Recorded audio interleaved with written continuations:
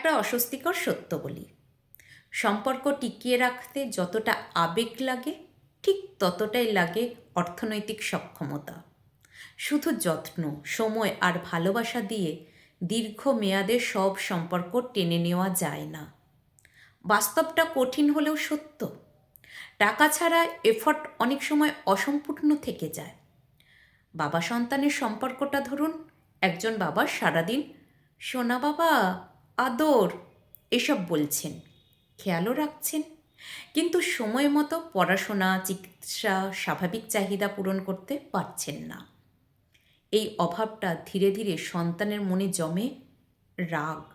রাগ না হোক, হতাশা ঠিকই হয়।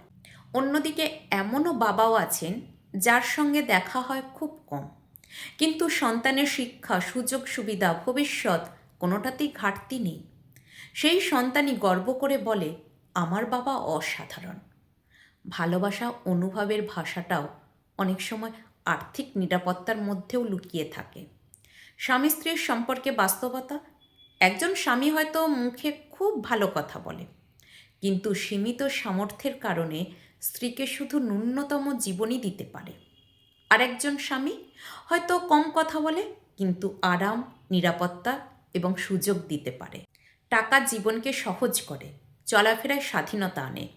যার টাকা আছে তার কষ্ট থাকে মূলত মনে, আর যার টাকা নেই তার কষ্ট থাকে মনে এবং শরীরে।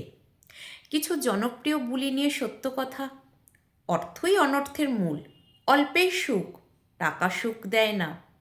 এসব কথা শুনতে ভালো, কিন্তু বাস্তব জীবনে এগুলো অনেক সময় মানুষকে উন্নতির ইচ্ছা থেকে দূরে রাখে। উন্নতির প্রথম শর্ত, ভুল রোমান্টিক কথায় বিশ্বাস করা বন্ধ করা।